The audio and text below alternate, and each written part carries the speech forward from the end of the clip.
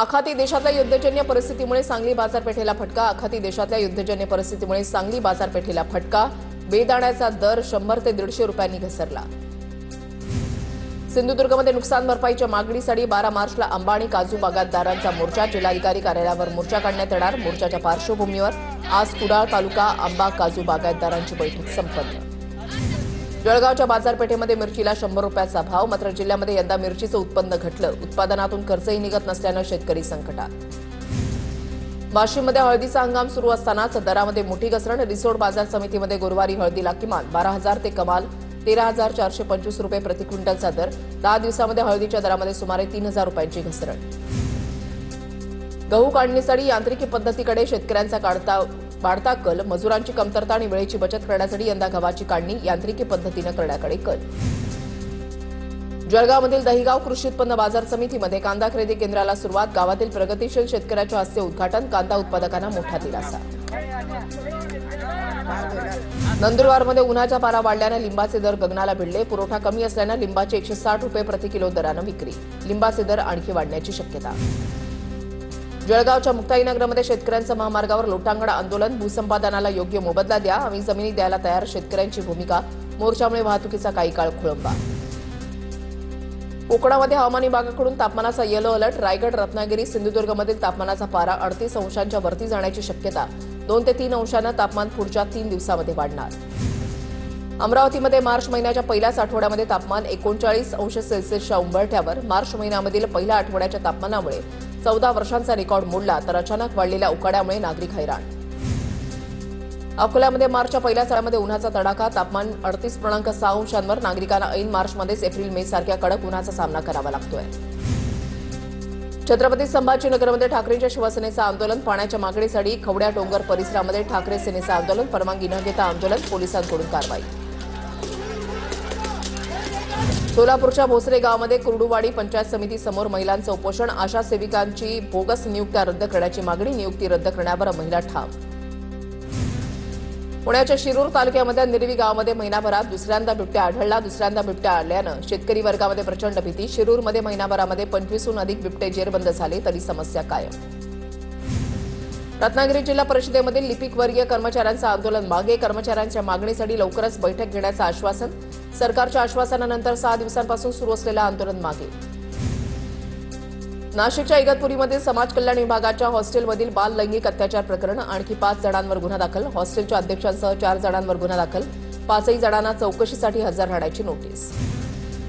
सांगलीमध्ये कबड्डीचा थरार. तरुण भारत व्यायाम मंडळाच्या वतीनं जिल्हा निवड चाचणी स्पर्धा.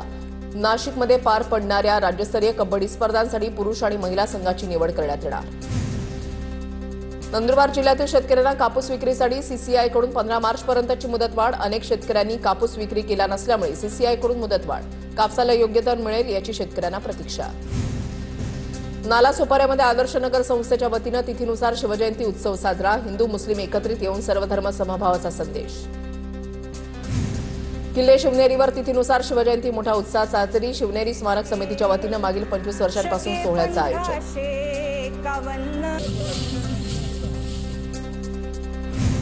नागपूरमध्ये तिथीनुसार शिवजन्मोत्सवाचा भव्य सोहळा. महाल परिसरातील शिवाजी महाराज चौकामध्ये भव्य सोहळ्याचं आयोजन. शिवभक्तांच्या उपस्थितीमध्ये विविध धार्मिक आणि सांस्कृतिक कार्यक्रम.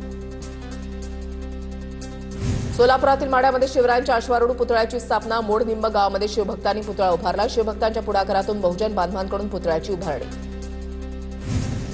पुण्यामध्ये संकष्टी चतुर्थी निमित्त श्रीमंत दगडूशेठ गणपतीच्या दर्शनासाठी भाविकांची मोठी गर्दी. दर्शनासाठी भाविकांच्या रांगा. चतुर्थीनिमित्त मंदिरामध्ये गणेश वाघ आणि महाअभिषेकाचं आयोजन.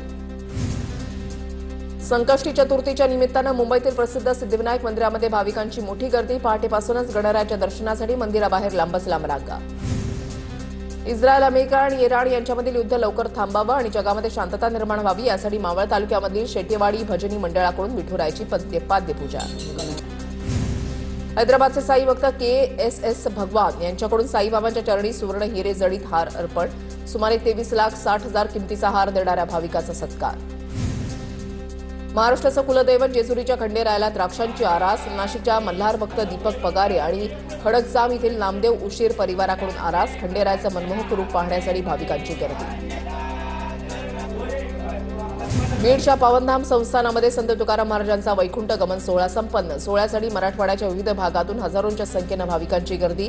पावनधाम संस्थानकडून ड्रोन कॅमेरामध्ये टिपलेलं दृश्य। नागपूरचा पासपोर्ट कार्यालय बॉम्ब न उडवण्याची धमकीचा ईमेल मिळाल्यानंतर बॉम्ब शोधक नाशक पथकाद्वारे कार्यालयाची तपासणी, मात्र सखोल तपासणीनंतर धमकी अफवा असल्याचं निष्पन्न। होळीच्या पार्श्वभूमीवर पालघर वाहतूक पोलिसांची विशेष मोहीम। वाहतूक पोलिसांनी केलेल्या कारवाईमध्ये एकूण 632 वाहन चालकांवर गुन्हे दाखल। वाहतूक नियमांचं उल्लंघन करणाऱ्यांवर कारवाईचा बडगा। कोल्हापूरच्या इचलकरंजीमध्ये पिस्तूल तस्कर मनीष नागोरीच्या घरावर पोलिसांचा छापा। छाप्यामध्ये एमडी ड्रग्जसह पिस्तूल राऊंड जप्त।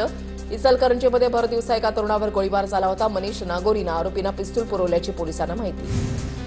बीडमध्ये धारदार शस्त्रानं वार करत लोखंडी रॉडनं तरुणाला बेदम मारहाण। तरुण गंभीर जखमी। रुग्णालयामध्ये उपचार सुरू। मारहाण प्रकरणामध्ये अद्याप गुन्हा दाखल नाही। रत्नागिरीच्या खेडमध्ये धामणंद खोपी मार्गावर पहाटे बसचा अपघात। चालकाचे नियंत्रण सुटल्यानं अपघात झाल्याची माहिती।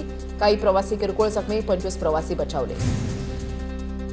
नांदेडमध्ये गुप्तधनाच्या शोधासाठी मंदिराच्या परिसरामध्ये अघोरी पूजा। पोलिसांनी धाड टाकत तेलंगणातील मांत्रिकासह 7 जणांना केली अटक। घटनास्थळावरून फावडे आणि पूजेचं साहित्य जप्त। जादूटोणा विरोधी कायद्यानुसार 7 जणांवर गुन्हा दाखल। तालुक्यामधल्या चहाडे गावात भारत जपान सांस्कृतिक देवाणघेवाण कार्यक्रम। सूर्या व्हॅली स्कूल इथे जपान इंडिया कल्चरल सोसायटीच्या उपाध्यक्षांनी विद्यार्थ्यांशी संवाद साधला। करिअर संधीबाबत मार्गदर्शनही केलं। पुण्याच्या वडगाव मावळ पोलीस स्टेशन हद्दीमध्ये विशेष तपासणी मोहीम। बेकायदेशीर तंबाखूजन्य आणि इतर तंबाखू उत्पादनांची विक्री होत असलेल्या ठिकाणांची धाडी। एकूण 16 खटले दाखल करत संबंधित पानटपरी चालक आणि मालकांना समज। जळगावच्या रावेर तालुक्यामधल्या खानापूर आरटीओ नाक्यावर ट्रक चालकांकडून हप्ते वसुली। आमदार अमोल जावळेंनी कर्मचाऱ्यांना रंगेहात पकडलं। वरिष्ठ अधिकाऱ्यांना तातडीनं कारवाई करण्याचे निर्देश।